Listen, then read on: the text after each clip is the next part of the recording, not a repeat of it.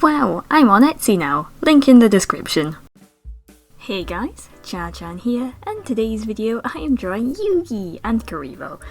So this sketch was actually the first page of my new sketchbook, and I drew it a couple months ago, so I finally decided, why don't we do a finished piece with this sketch, so here we are. I'm doing all of my line art with the fluffy brush that comes default with Fire Alpaca, and then the shading is also going to be done with the fluffy brush to keep the textures consistent. There's not much to say about the drawing, it's a drawing. Back when I started doing my weekly videos and my speed paints and all that, I used to try and describe every little thing I was doing. But I imagine that was quite boring to listen to, because I wasn't doing anything like drastically different or like drastically unique, I should say.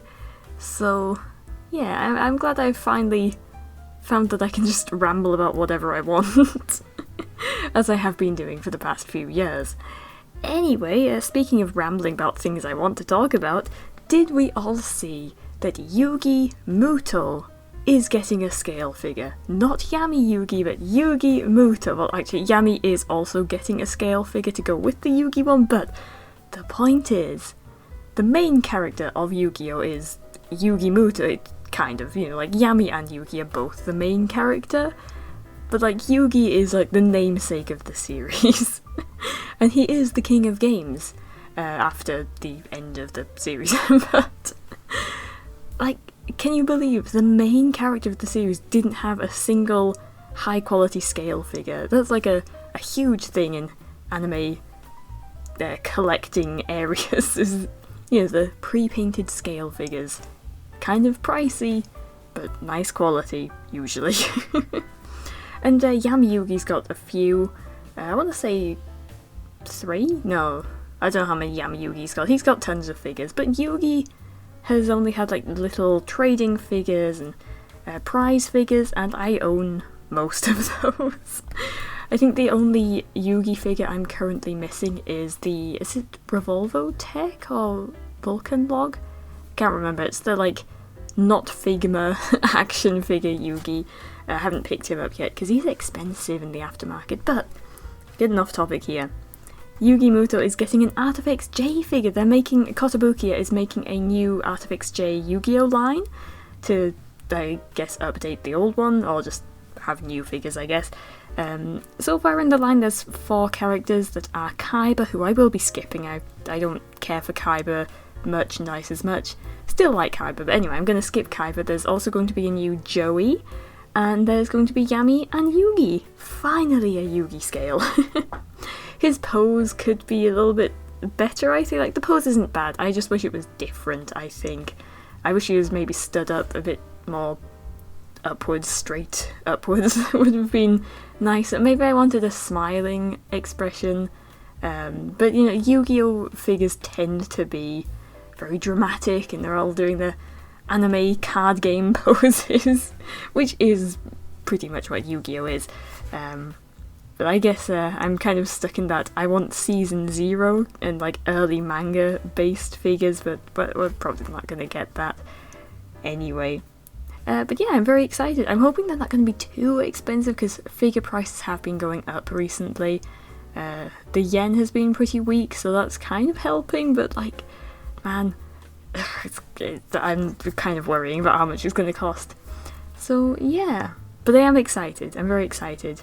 I'm gonna get Yami and Yugi because the art style is different to the old scale figures, so I want my Yugi to match a Yami, So yeah, I'm very excited. Anything else to talk about that's not just Yu-Gi-Oh! Scale figures? I'm not sure. I actually recorded this voiceover a couple of times and realised that I didn't have anything else to really talk about. Yeah, not much has been going on in my life. I've been working, it was the fursuit commission I've been doing, that is about it. I've been going on a couple of walks when the weather has permitted, because it's been raining a lot recently too. So like the other day, I had been at work all day, And I went, you know, I'm going for a walk after I finish all my work for the day. And I went for a walk, got down to the river, played my flute for a few minutes, and then it got cold and it started raining. So on the way back, the wind picked up, the rain was picking up. I was like, man, I wanted to go for a walk all day when it was nice and sunny and it was calm. And then as soon as I go for a walk, the weather goes a bit askew with. Don't get me wrong, I do like the rain, and I do like a bit of stormy weather, but when I'm inside and nice and dry and cozy, although I will say, there is like a specific feeling that I like when you've been out in the rain, you are drenched, and you come in and you get all dried off, and you have your nice hot cup of tea. That specific tired, but I'm now able to relax feeling, unbeatable. Does anyone know what I'm talking about, or am I just saying nonsense here? Though the other week, of the month, when I was at my boyfriend's house in the town, it started absolutely tipping it down, like torrential downpour. And I opened the front door to kind of have a look out, just poke my head out, feel the rain. And this lady walked past and she was like, "It's wonderful, isn't it?" And I was like, "Yeah." And she was just out for a walk in the rain because she enjoyed it. And that's so lovely. That is exactly the kind of thing I should be doing, but don't, because, I don't know, maybe I should start doing that. Although you probably shouldn't go for a walk in the countryside by yourself if it's too dangerous weather conditions. Anyway, we are at the end of the video, so here's the finished artwork, there it is, and I'll sign off now. So, thank you so much for watching. Please do not hit the like button, as that probably hurts, it's not very nice, so maybe shake his hand instead. With that being said, hope to see you in the next one, and bye!